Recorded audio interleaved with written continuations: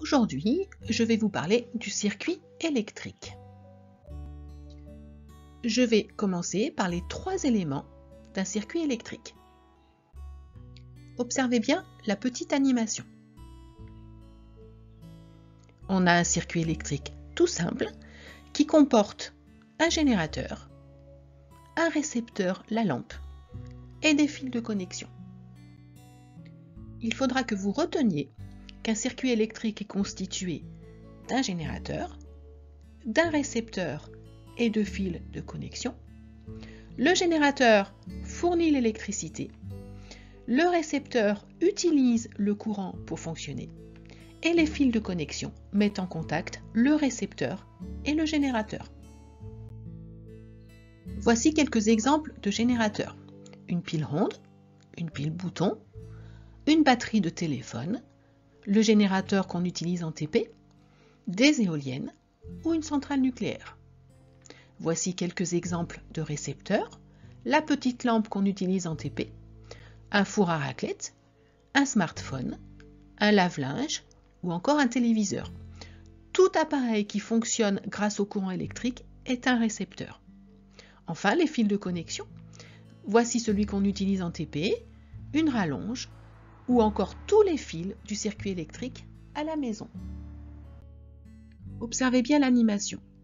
On met un fil rouge et quand le fil bleu est branché, la lampe s'éclaire. Si on débranche le fil bleu, elle s'éteint. Si on le rebranche, elle s'éclaire. Pour que le courant circule, le circuit doit former une boucle fermée. Voici la version simplifiée du circuit avec la pile, la lampe et les fils de connexion. Quel est le rôle d'un interrupteur? On voit que si on ouvre le circuit, le courant ne circule plus. Le rôle d'un interrupteur est d'ouvrir ou de fermer le circuit. Si l'interrupteur est ouvert, le courant ne circule pas. Si l'interrupteur est fermé, le courant circule. Nous allons maintenant voir comment schématiser un circuit. Pour représenter des circuits simples, on utilise des symboles normalisés que vous devez connaître.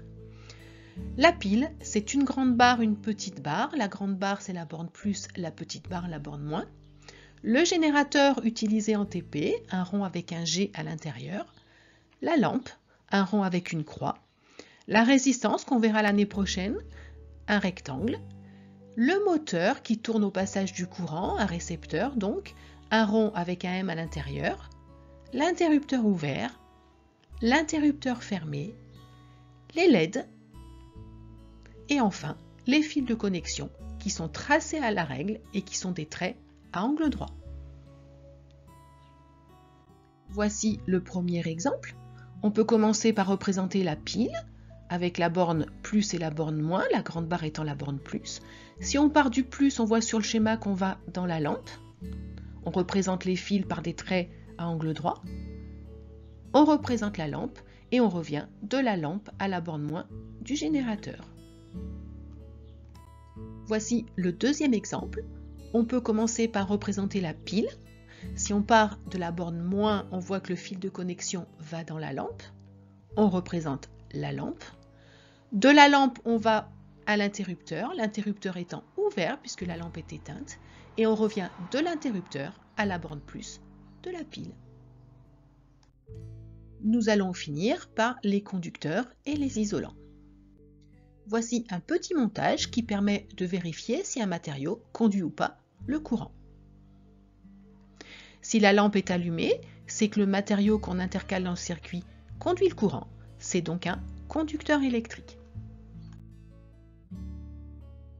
Si la lampe est éteinte, c'est que le matériau ne conduit pas le courant. C'est donc un isolant électrique. Si on teste avec le petit montage le fer, l'acier, le cuivre, le laiton, l'aluminium ou le plomb, qui sont des métaux, on verra qu'ils conduisent tous le courant. Vous devez retenir que tous les métaux conduisent le courant. Le seul matériau non métallique qui conduit le courant que vous devez connaître, c'est le graphite. Si on teste les matières plastiques, le bois, le papier, le verre, la céramique, les tissus ou le caoutchouc, on verra qu'ils ne conduisent pas le courant, ce sont donc des isolants électriques. Vous devez retenir également que l'air est un isolant et que l'eau conduit très mal le courant. Voilà, ma petite vidéo est terminée et je vous dis à bientôt sur une nouvelle vidéo avec Mini.